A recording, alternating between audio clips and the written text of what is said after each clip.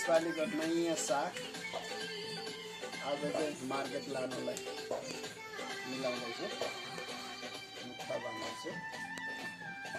अब बल्ल बल्ल फर्स्टचोटि बोनी गर्न लाग्नु लाग्यो। खोइ कति रुपियाँ मुखमा जाने हो।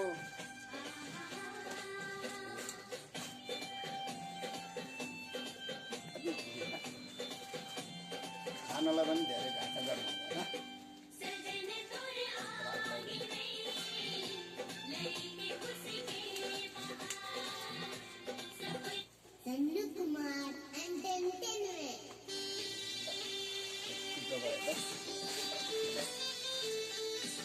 हेर्दा पनि फेरि राम्रो देख्नुपर्छ। भोलि चाहिँ यो साग यसपालिको फर्स्टचोटिको मार्केट लाँदैछु। ल